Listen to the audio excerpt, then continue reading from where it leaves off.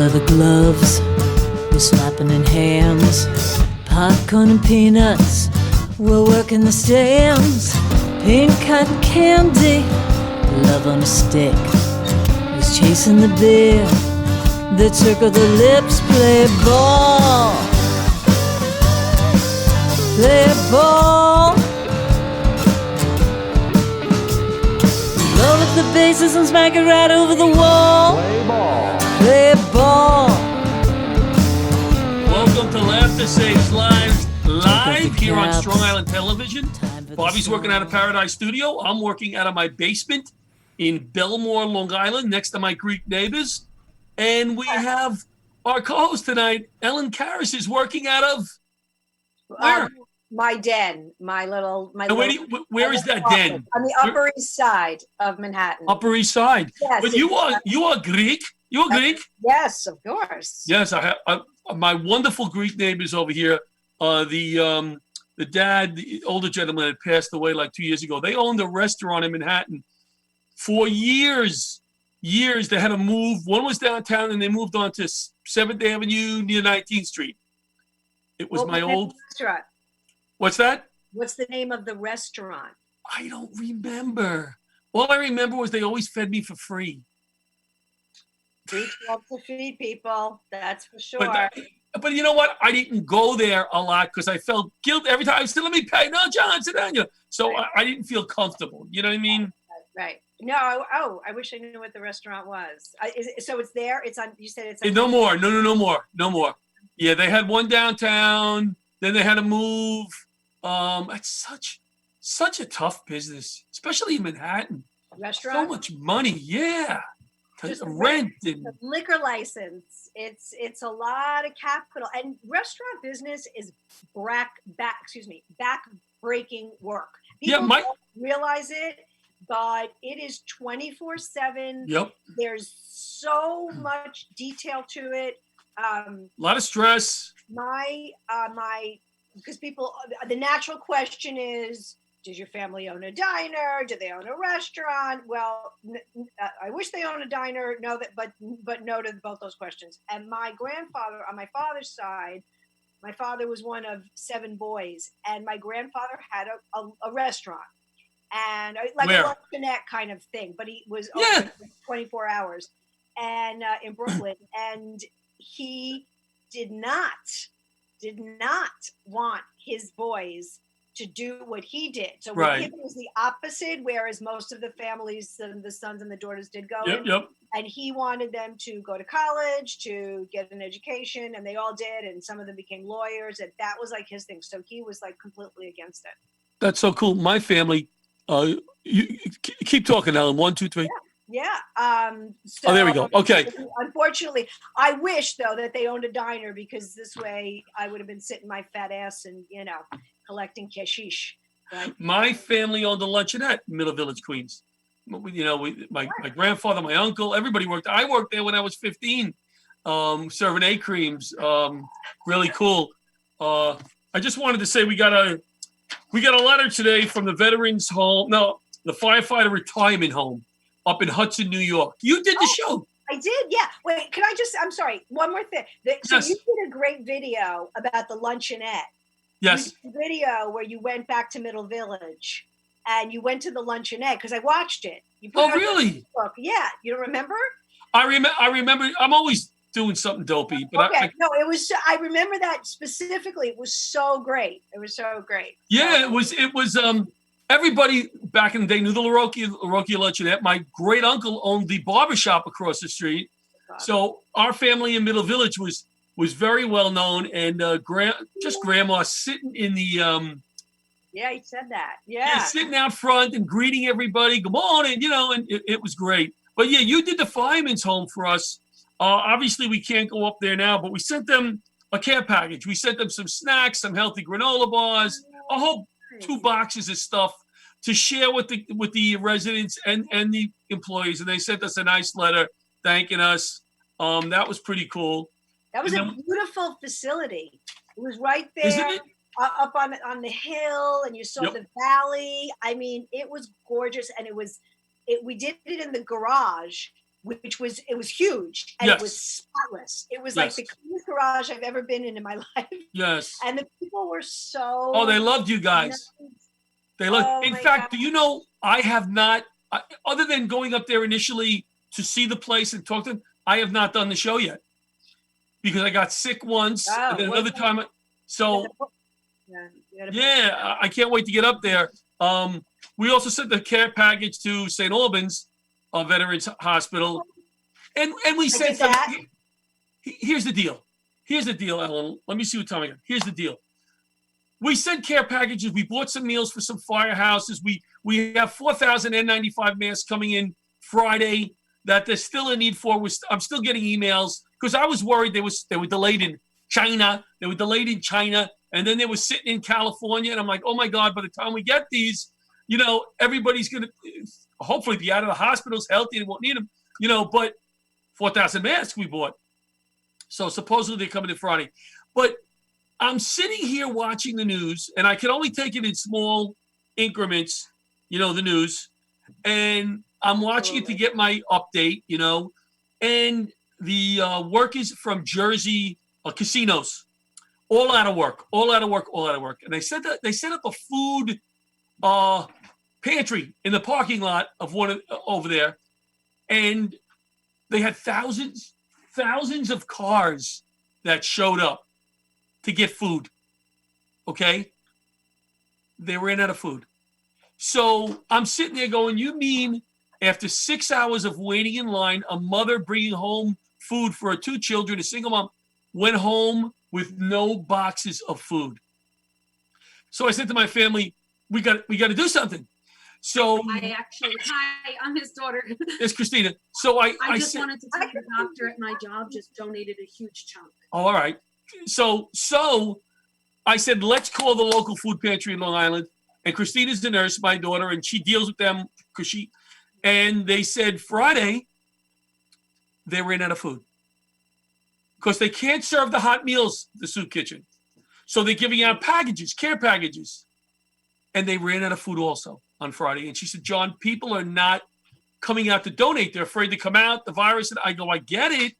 But how can we run out of, people are not eating. People are not. And it just blows my mind. So I said, we got to do something. So we started today making calls and getting some donations.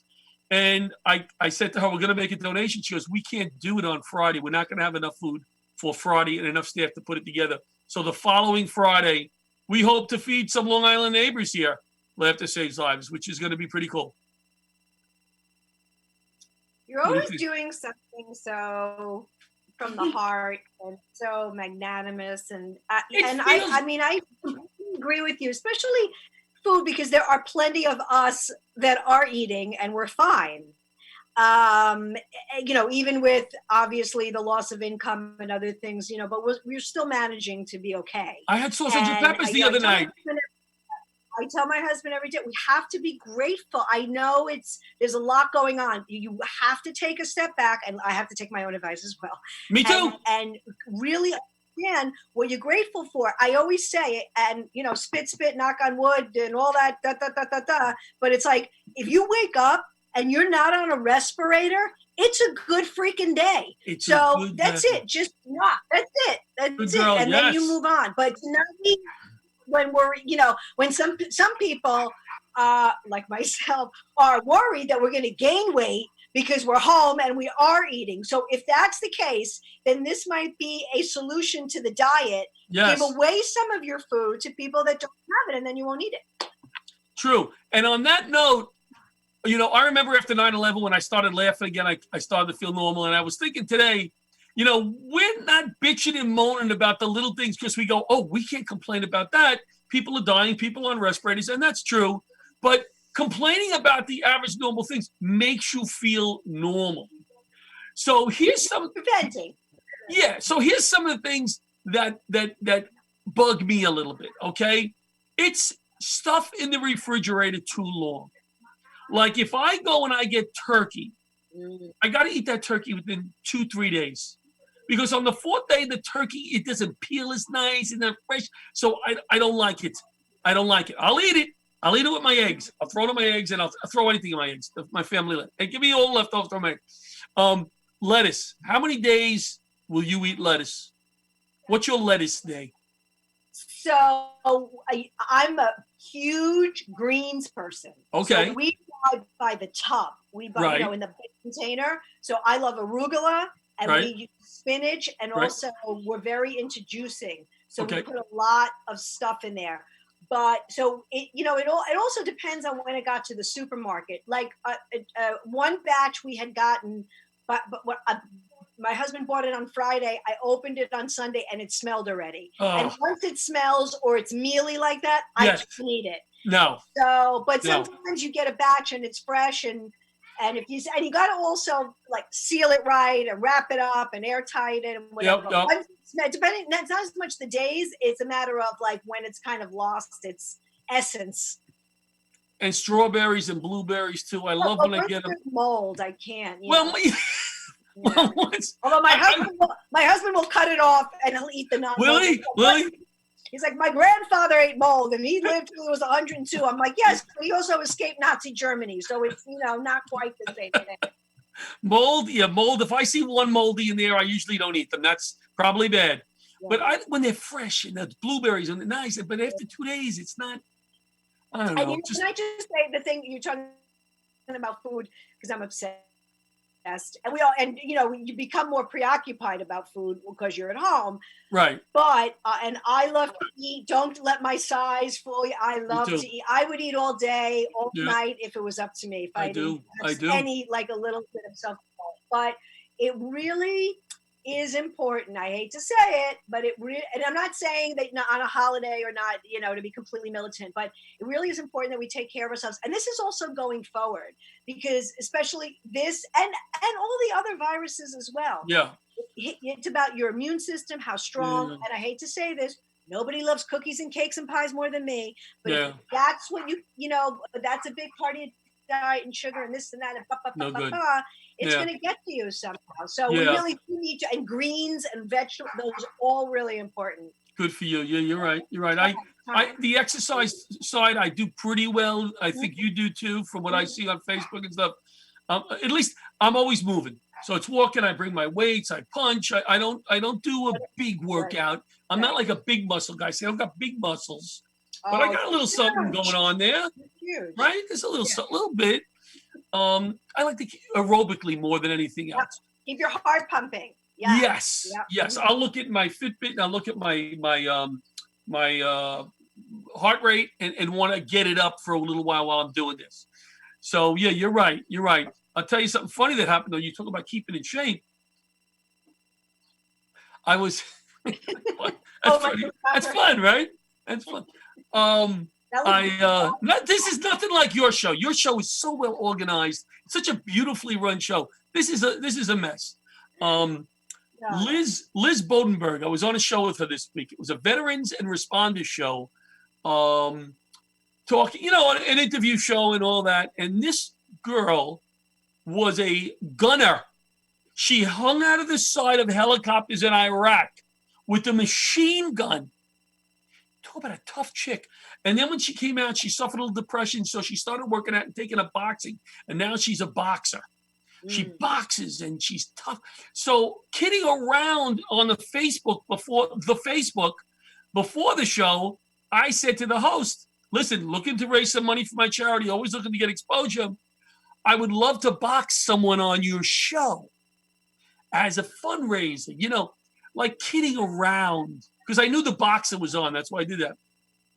So I got on the show and I said, yeah, I mentioned that. He goes, oh, talk to Liz. She's all set. I go, no, I was kidding. Oh, she goes, no, she is serious now. She wants to do this to bring exposure to her military charity. I go, oh, how am I going to back out? I'm going to get killed. Yeah. Well, so when's that happening? I have to do some boxing videos to kind of, create the buzz. You think the videos are going to help you? I think you might need some like personal training when you can. Yes, but here's what I was thinking. Maybe we could Zoom box. Like she's in LA and I'll be here. We could Zoom box, but I don't think she's going to go for that. So I contacted the FDNY boxing club, and I'm hoping that there's a female FDNY boxer that I could kind of pawn off at some point. Uh-huh. But if not, guess what I'm doing? I am advertising Laughter Saves Lives on the bottom of my shoes. You got to do something to plug yourself. So when I'm knocked out, laying on the floor, it'll say, they'll be able to read my shoes. Laughter Saves Lives.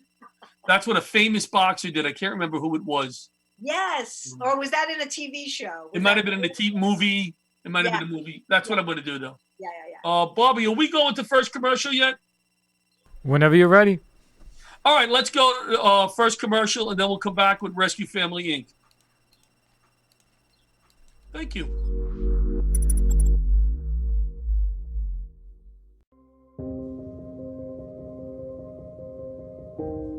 Hi, I'm Michael Barish, managing partner of Barish, McGarry, Salzman, and Penson. We are honored to represent over 11,000 people in the 9/11 community. The people who work at my law firm can really relate to what the 9/11 community is going through because they're going through it too.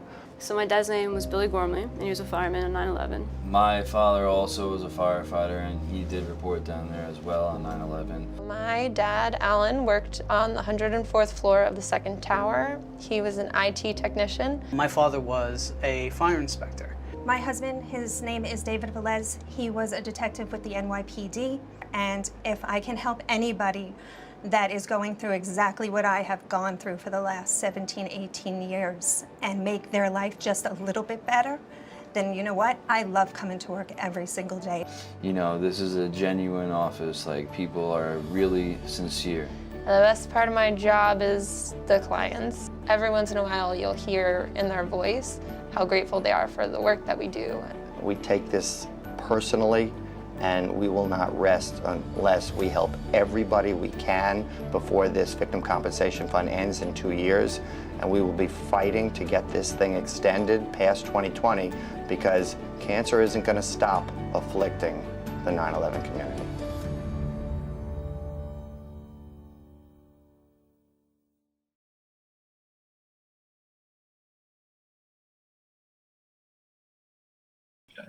We're back. Laughter Saves Lives live. We got to look at the camera.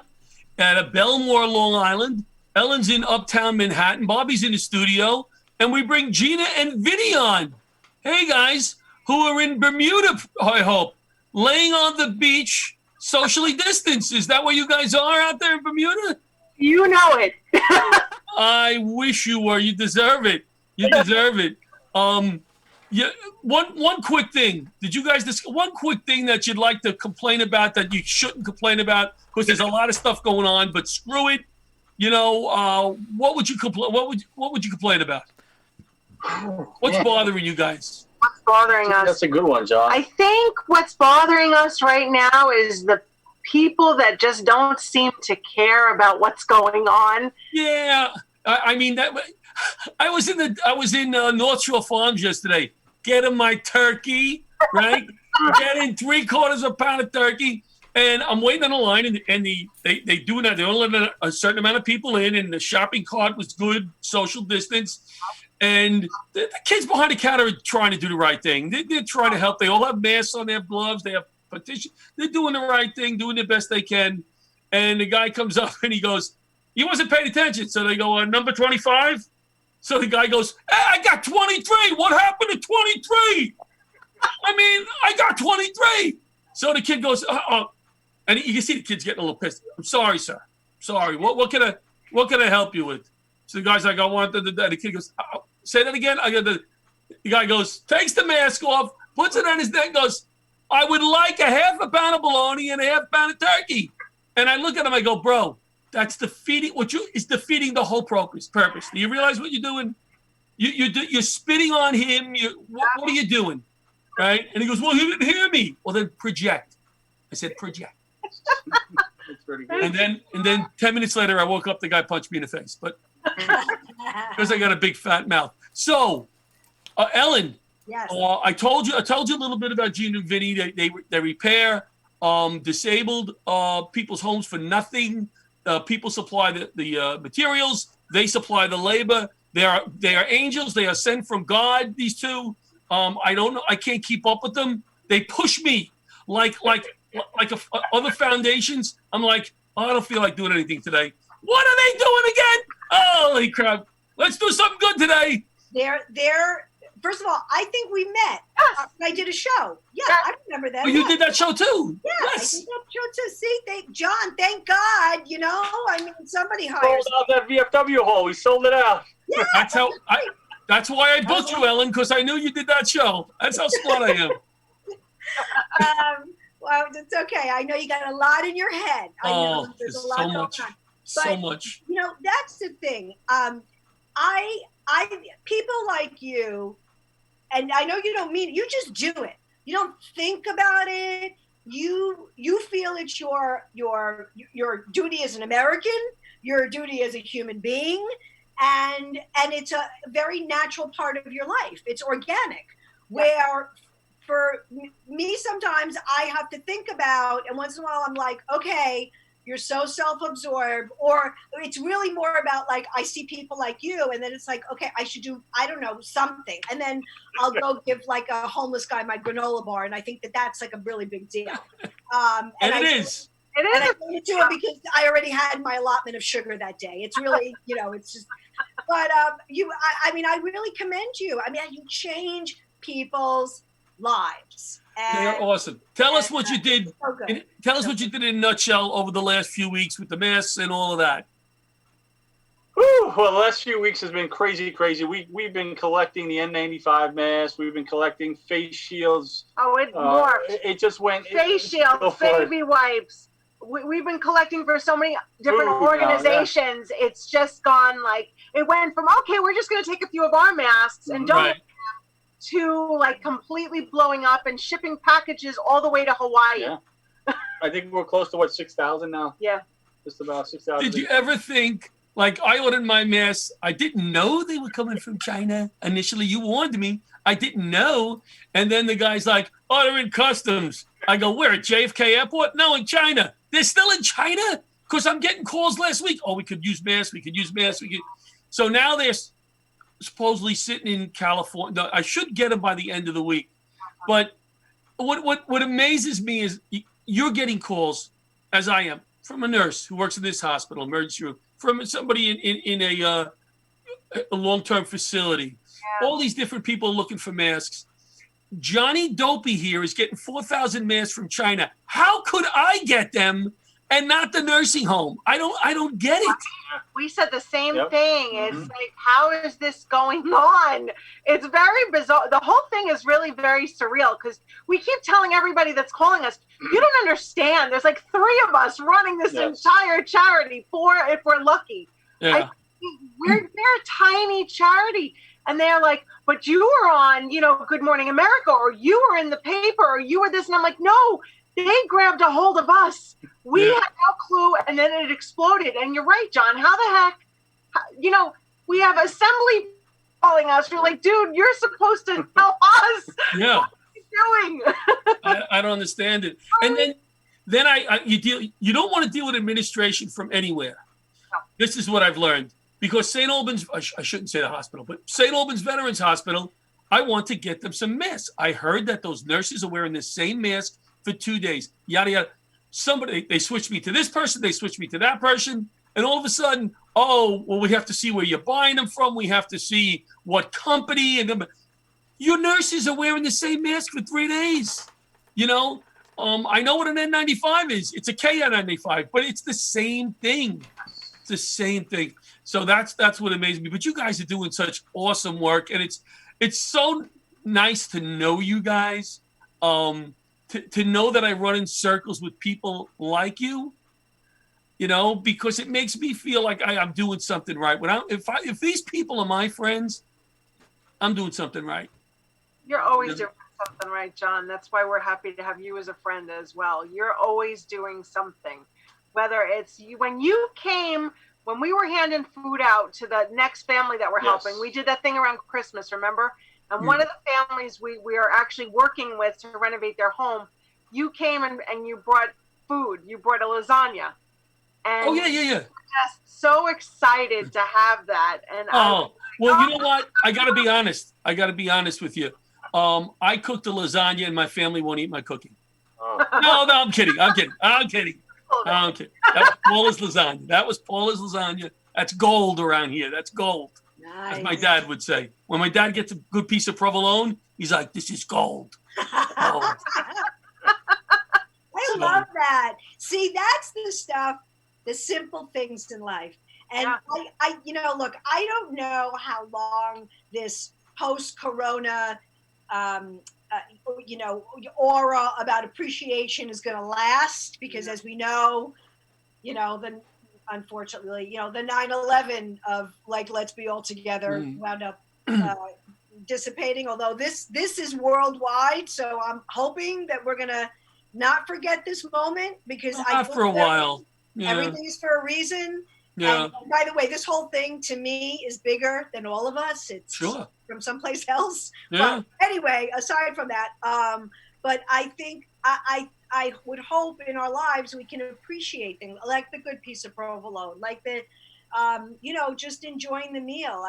I know I can speak for myself and some people I know and people that I'm related to, and we get too bogged down in and we're like ingrates. Yeah.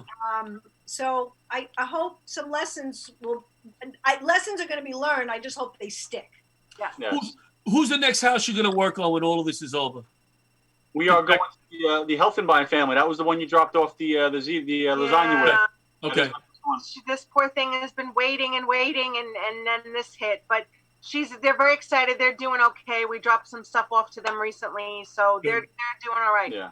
We're and how about the fireman you mentioned? Is he still in your books? We are waiting on him. We have another an NYPD gentleman that's also suffering from 9/11 illness, and we're also going to reach out to them after this whole thing. So we have two. We have a fireman. Okay, so that's still in our mission statement. So we can give you some money, and I would love to come over and hammer some nails and have some fun. If you guys will allow us to, we'll bring some of the comics over one day and lug some stuff, and Ellen will come with us. I make a good spinach pie. That'll work. That'll work. But you know what came out of this? We always knew that nurses and doctors are heroes and what they do. And we always knew, especially if you had someone, as you did in your family, that was sick. And if they have a good nurse, it really makes a difference. If they have a good, and I changed the mission statement of Laughter Saves Lives to include first responders, cops, firemen, military, and healthcare professionals. Awesome. Excellent. And the same with who we're going to help in the future. So, and Pat, Pat Marone, right? And Patty works in a long-term care facility. He's been in the middle of this. I mean, he's been all the equipment on, cooking for these people. They can't come down to the cafeteria. He's got to go up to the room, deliver the food. And he goes, now you can include me. So we're going to include Pat, and there's a few other nurses and comics that are x-ray techs that now I could say, hey, you could be part of the tour. And so that's great. Yeah, it's cool. But I mean, the guys who clean the floors, they're doing unbelievable work. And I'm sad that it had to be because of this, of course, but I'm glad people like this got their appreciation. Not that anybody was looking for it, but they got their due. So instead of us being snobby, and saying, every job, and I did learn that from 9/11, every job is important. It's important. You don't know what that person's circumstance is, and I commend those people. And I hope all of this sticks, and we remember this. What? So where are you guys now? You're still in the middle of this. You have all your masks in? Are you still waiting for masks? And you didn't get into protective gear, did you? Tyvek suits or anything? No, not really. It just got a little overwhelming. We did find out we couldn't get a lot of the isolation gowns. So some of the group homes and those facilities were taking rain jackets and shower caps. So we started to get an influx of that. We stayed away from PPE. Yeah. Yeah, you can only do so much, and the masks, I think, are the most important thing. Did you blow out all your masks already? Did you? We got donated another 1,000. We got donated another 1,000 yesterday. We got that out this morning. Yeah. Good. And we're gonna purchase another 1,000. Yeah. Okay. And we have Okay, good. 300 being donated on top of that. So we're still kind of moving.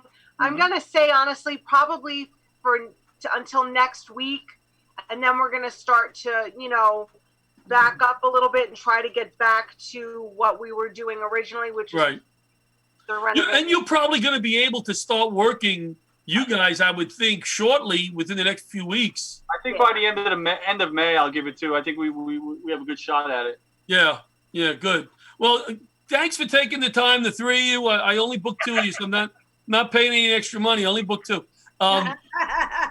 Thank you guys for coming on. I know, you Good Morning America and all that to come on my little show now is. Come on, John. Come on. We love being with you. All right. Well, thanks, guys, for coming on. And you're doing great work, and we love you. So are you. It's good to see you, Ellen. Great to see you. God bless. And if there's anything I can do, just send an email. She will. She will now. She'll be contacting you in 10 minutes. Yeah. Good. All right, guys. Have a good night. Thanks. See you, man. All right, Bobby, you want to go to our next commercials? Let's do it. All right. See you in a bit.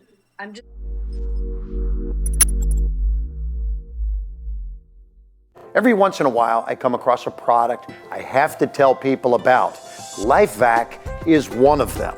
Now, each year, 5,000 people choke to death. LifeVac can stop these senseless tragedies. It's so easy to use. You simply place, push, and pull. You'll never regret having a LifeVac. Please visit lifevac.net today to protect you and your loved ones.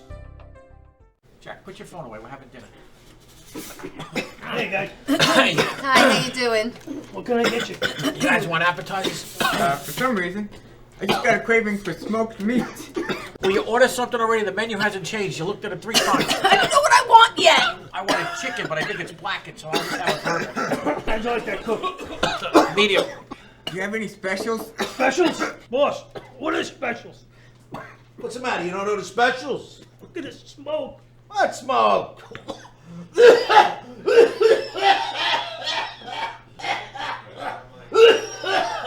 We gotta get these dumps clean. Nah, they're fine.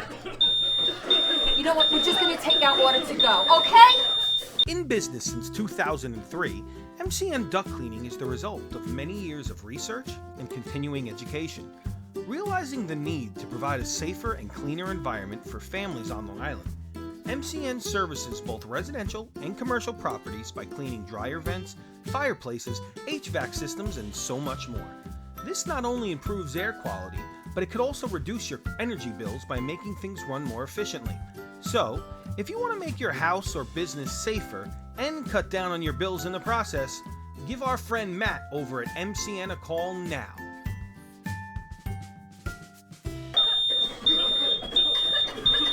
Is that steak well done? Maybe call a little bit sooner than these guys did.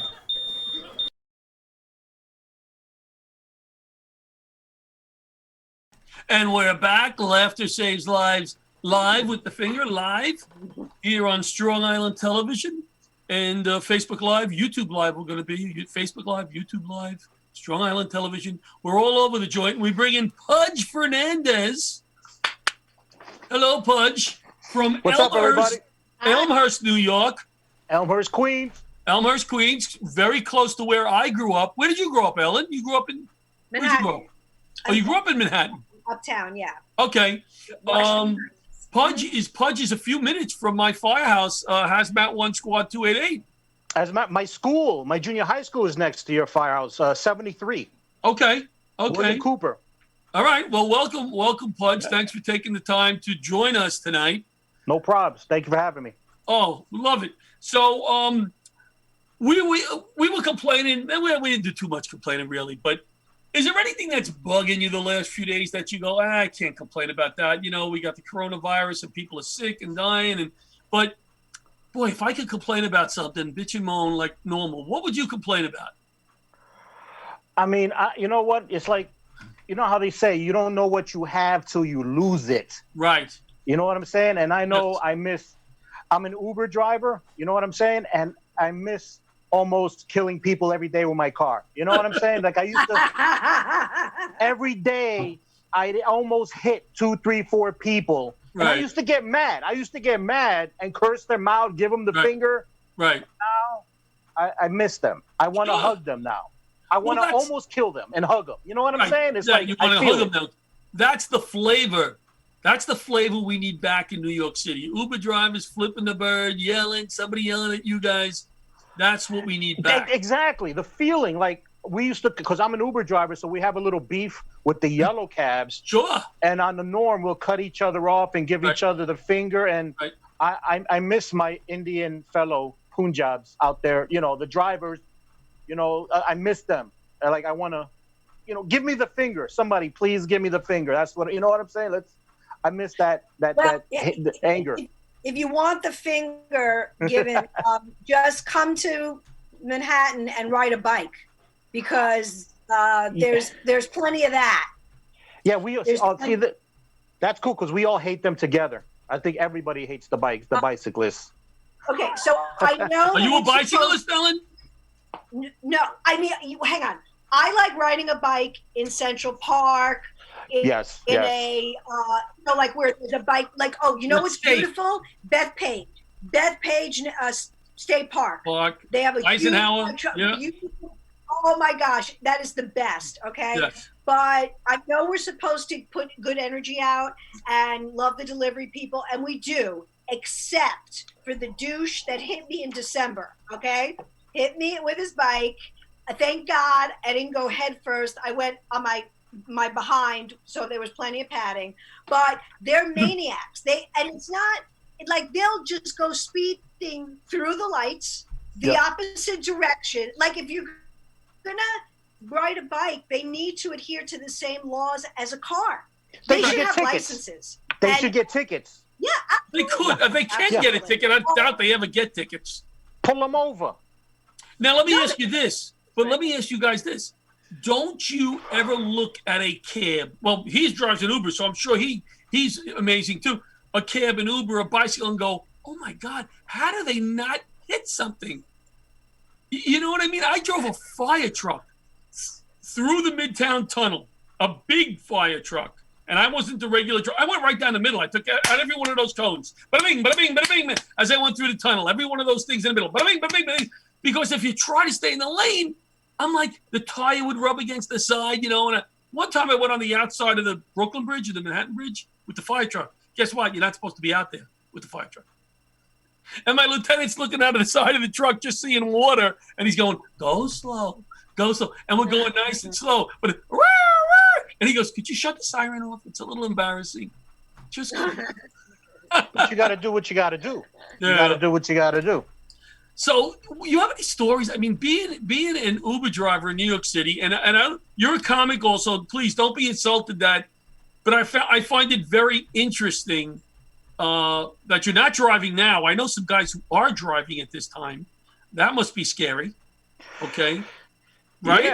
Yeah. I mean, I'm not driving because I have some of those underlying conditions that everyone keeps talking about. High risk. High risk. I got the high blood pressure. I take medicine every day. I got the asthma, and I'm pre-diabetic. So I'm not a full fatty. I'm a really big chubby. So I'm in that. I'm in that. You got realm. like a full house of pre-existing conditions. For real. So it scares the bejeebies out of me. So it's like, you know what? The last day I worked, I just got somebody in the car, and I'm looking at this person, and I'm like, how clean are they? Right. Like, how clean are they? And they're right there. One sneeze, and it's a wrap. No mask. You know what I'm saying? And so it's like, so I just didn't want to put my health at risk, and especially with family, and I got kids in the house. So, I stopped driving. But I can imagine the drivers now. I've seen them. They're all like hazmat suits, and they got the plastic, and they got the walls, and they're spraying down the customers as they get in. It's nuts. Yeah, my wife has pre-existing conditions too, and she's a nurse, and she hasn't worked now for I don't know how long. Oh man, 6 weeks, and I'm not letting her go back anytime soon. You know, and she's older. like not older than me, but she's not 20 anymore. She's not. She's going to John, hear me. I would edit that out. I'd edit that right out. You're right. What am I doing? I'm never going to get like That's your fault. Oh. All right, let me say this. She's not 20. All right, I'm good. She's not 20. What I'm saying is that she's pre-existing and she's a little older. Oh, I'm not going to get out of this. Let's talk about the Mets, Pudge. Let's get me. And we talked about embrace the suck when we were off the air. Yes. Thank you for your service. What branch of the military were you in? Army. Army. My dad was in the Army. Nice, nice. So he was between World War II and Korea. World War II and Korea. You have to come to the Veterans Hospital with us when we're rebooted up, Pudge. St. Albans? Yeah. I'm there every month, at least. I'm there. My doctor's over there. I'm there all the time. Oh, well, we do the comedy show there once a month. Okay. Yeah. I mean, my doctor's there. I get my checkups there, my hearing. Oh, really? Yeah, I'm there all the time. So, yeah, I know All where right. it is. And good. I'm glad they take care of you. Yeah, good job. Good job. Did you ever go out to Northport?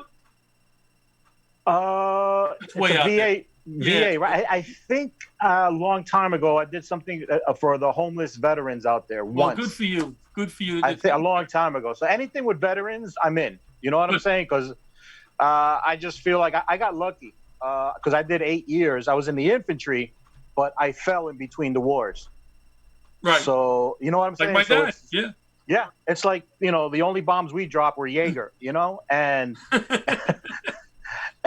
I mean, we train hard, we party hard, we invaded strip clubs, and that, but we were there, we were on That's standby. Right. You were there. We That's were what there. matters. We trained, and we You were at were the there. ready. That's Many a times we were on standby, we were on alert. So yeah, people don't know this, but there's a lot of rotations around the country, around the world, of units that have to be on standby. Right. And when you're on that standby, you can't leave, you can't go more than an hour outside of your base. Or 45 minutes. Yeah, and then you're on alert status. So it's like, tag, you're it for the next 3 months. Well, if let me something tell you, I happens. have a lot of experience there. I watch a lot of the military shows on TV. So I can relate. It's like, what? It's exactly the same. It's the same. It's similar from my couch watching these shows and these military. My favorite? I was in You're the a military. firefighter. I was a firefighter. Yeah, but you're standing by. You got to get I'm tagged mobile. when you. True. Yeah. I was standing So- by. I would slide that pole and. Yeah. To this day, because I was in hazmat last, I was in ladder 12 in hazmat. Anytime there's any type of semi-emergency around the house, whatever, I always go, hazmat goes, because that's how it came over the PA system in the firehouse. Hazmat goes, box number 692, First Street. And so anytime we have this, I go, hazmat goes, here we go. But me and my wife have responded to numerous first aid calls. One in Disney, when we were out at Disney. Some lady fell and a bone was hanging out. She was bleeding all over, an older woman. So we're over there. My wife's wrapping it, we're applying direct pressure, waiting for the ambulance to come. And the security guard comes over and says, I'm sorry, guys, you can't touch her. Like, you can't touch her in the park. I said, well, are you going to take over? He goes, no, we have to wait for 911. I go, she's a nurse and I'm a fireman. Would you please just leave? And then when they get here, we'll let them take over. You got to tell us we're going to leave her there. No, you can't touch her. What kind of Mickey Mouse operation is that? There you go, jumping all over it. Hey, but that's awesome. Shout out to you and your wife. You guys are first responders. You guys, that's like an awesome couple right there. That's when you have that mentality, as you know. Yeah. Something happens, you have a hard time passing something. You respond to something, and you go over and you can help out. And sometimes you get into trouble, but it's a natural reaction. It's a natural reaction. It's like you just that's. I'm the opposite of you guys. My nephew broke his shoulder playing soccer, and they took him to the emergency room, and it happened to be at hospital special surgery right where I live. And I went to meet my sister, and I looked at the X-ray, and I vasovagal. I passed out. At the X-ray. I am the opposite of the X-ray. The X-ray. Could you spell that, please? Could you spell that? Vasovagal. Vasovagal. I got the dictionary right here. Hold on one second. I passed out. Basically, I passed out. That's what I did. Wow.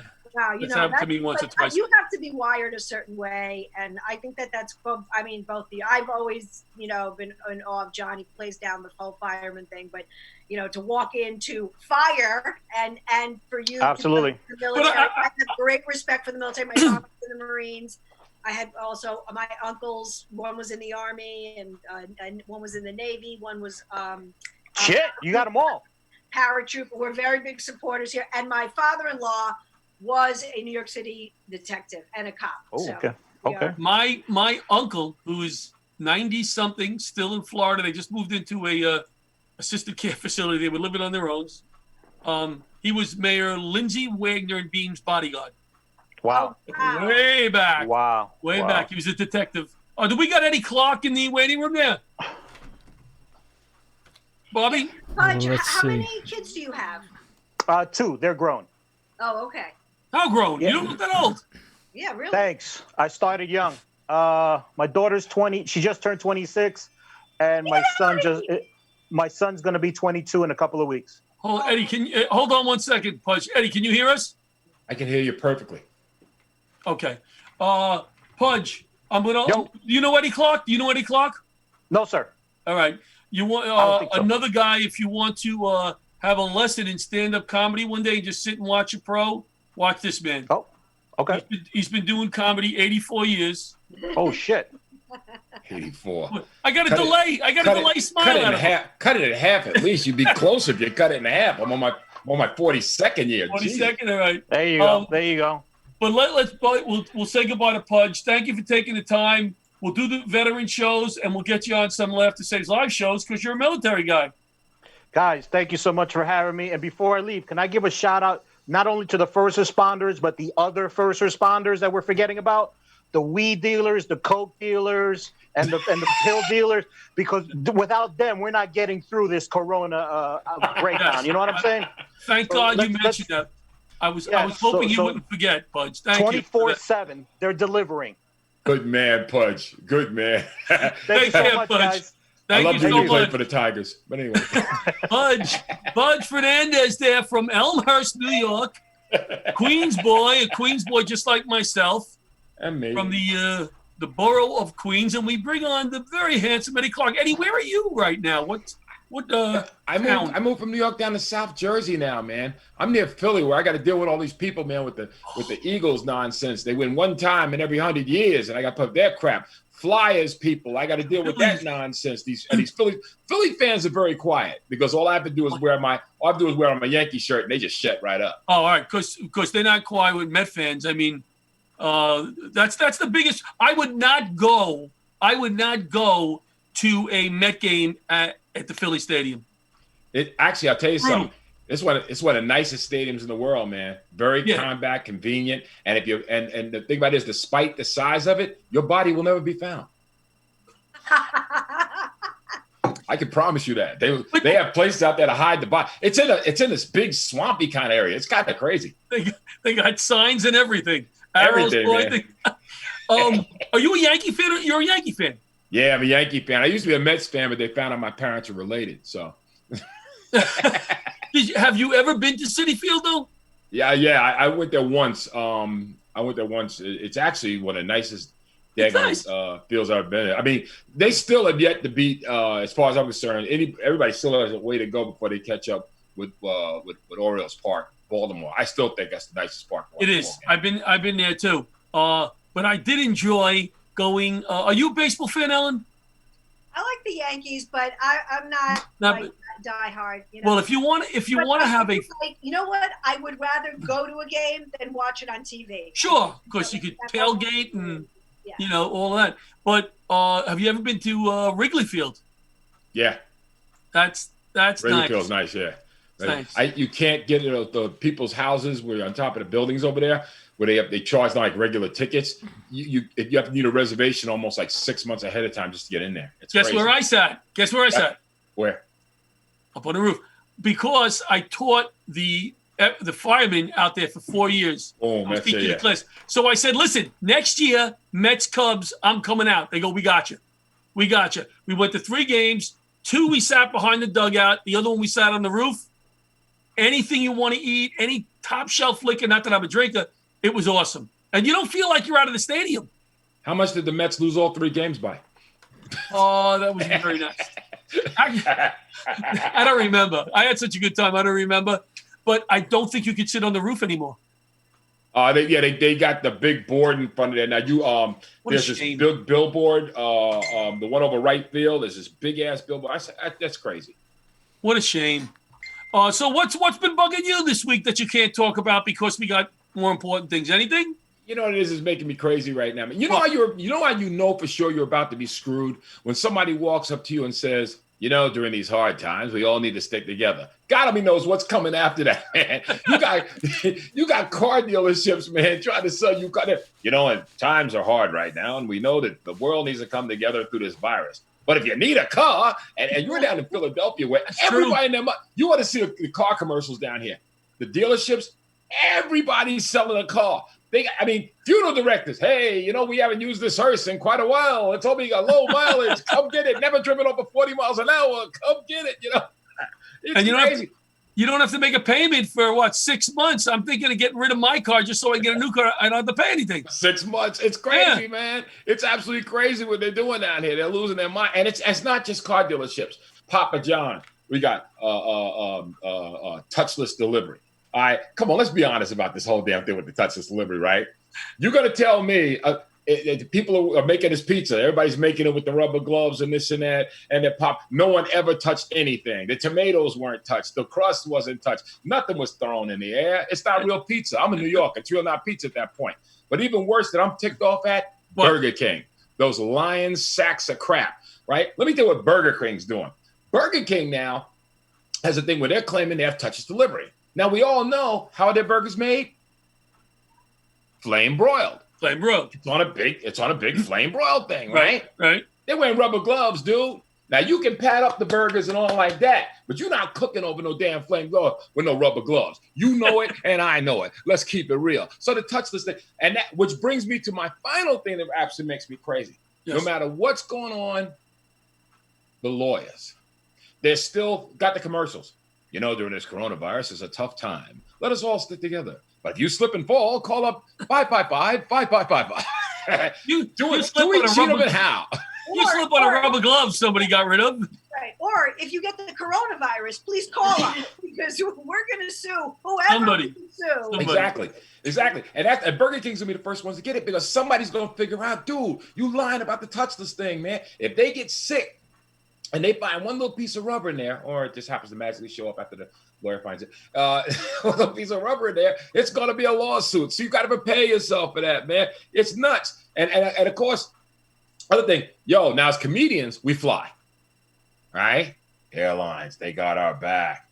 I remember hitting the button on the thing. They didn't seem to have my back when I hit the button when I needed something. It seemed like I was pissing them off. They were in a bad mood. Here I come along. I hit the button. Excuse me, miss, may I have it? Sure you can, right? And they come back with the drink and it's open and they spit it or whatever. And don't let where were they when our packages, when our suitcases we checked on was half a pound over? Where were they then? We weren't so together back then. Let's keep it real about all this stuff. You know what it cracks me up again getting on a plane sometimes is they only have so much room in the overhead, right? And they'll let somebody walk onto the plane all the way to the back. Oh, we have no room. And then that person has to walk all. Why don't you just take the bag before they get on? You're getting full. And whatever. The whole thing. See, we can bitch and moan about stuff a little bit. It feels good. No, Ellen? Yeah, absolutely. No, I'm with you too. It's amazing how many things I didn't realize that I needed now that the virus has hit. I need like mops. And I got to read every book, and I got to download every video, and I got to watch all these movies, and I need stuff for my hair and nails, and because everything now is DIY, do it yourself. So I need lots of stuff, which is interesting because I also need income, which I don't have any. So I'm going to remedy that. DIY, sweetie, DIY. Red light on the front porch should solve everything. No. Don't laugh. I already told my wife. I said we missed one more mortgage payment. I already got the bulb. I'm ready. Excuse me. What do we got here? Let's see. What was I going to say? I get up early. I get up early, right? I get up at what is that? Royal, The disinfectant. Thank you. I'm just these jokes are so bad. I get up at 6 o'clock, right? Do a little work. I'll go exercise. The other day, I got up at 6 to do work, exercise, did this, did that, did that. And at one point I go, oh God, it's got to be like 7 o'clock. I looked, it's like 3 o'clock in the afternoon. I'm like, oh my God. Days are flying though a bit. You know what I mean? Most of them are, yeah. Yeah, I work out in the morning. By the time I take a shower, I eat, or whatever, and it's like 1 o'clock. It's like, what the hell have I done? Now what are you gonna do? When this started, I said I have to come out with a play, a book, 45 minutes of new material. I got to learn how to play the piano. Like you got to second language. Yeah. You got to come out with some skills, and I nothing. I made one spanakopita. That's all I did. I mean, it's kind of pathetic. Hey, I'm taking that whole real estate course, 19 classes. I'm almost done. Oh, good for you. I didn't have to go to the school. I'm doing it all in my basement. It's awesome. Can I just say, also, Eddie, we worked together once. And do you remember? I think it was in Orange County. I think it was the motorcycle guys. Oh, you were there for that? Yeah. That's where I met you. Oh, the Choppers, Orange Chopper? That was Orange Chopper. Yeah, Orange County Chopper. Senior was there. We had a ball. Yeah, that was a good show. Yeah, you were great. And you look amazing, by the way, because I know you kind of went through some stuff. So Yeah. I mean, out there on Facebook. You looking good. I had cancer, which is almost as bad as this, this coronavirus. Because one thing about this coronavirus, though, I got to admit one thing. We have to remember, and John, this is very important for us. When it comes to coronavirus, we have to protect the old people. Yes. Which at this point means us. Yes. That's funny. Eddie, my daughter said to me 2 weeks ago, hey, Dad, between 7 and 8 at Stop and Shop, they're letting people shop 60 and over. And I looked at her and I go, it's really nice for the old people. She goes, Dad, you're 61. I go, I'm getting over there.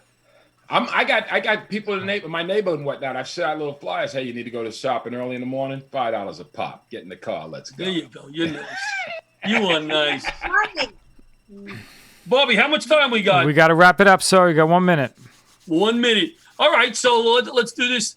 Ellen, anything you want to plug? Yeah. My radio show, Karis Comedy Corner podcast. You can go to my website, ellenkaris.com. It's on there, or it's on iTunes as well. I do it once a week. And, I'd say check out my schedule, but there's nothing there. But check it out anyway. Check it out. And Eddie? Yo, guys, Google Eddie Clark, comedian, and you can get Facebook, all this other stuff. I'm on Facebook. I'm on everybody's show like yours. This is all I'm doing now, and I'm absolutely enjoying it. Well, Stay thank safe. you, Eddie. Do the right thing. That's all. Do the right thank thing. you. Thank you for taking the time to do it. Laughter saves lives. Thank you. And we're going to be doing another fundraiser next Saturday night with Davin Rosenblatt for Fight Up for a Cure. All the nurses and people that are taking care of all the guys sick with 9/11 cancer. We're doing a stand-up comedy show, it looks like. 3 or 4 comics. People are going to pay a little fee, and most of that's going to go towards the charity. So, guys, thanks for taking the time. And we'll see you next week on Laughter Saves Lives Live. Good night, everybody. Be safe. Bye. Good night. Old leather gloves, we're slapping in hands. Popcorn and peanuts, we're working the stands. Pink cotton candy, love on a stick. Who's chasing the beer? The circle the lips, play ball. Play ball. Roll up the bases and smack it right over the wall. Play ball. Play ball.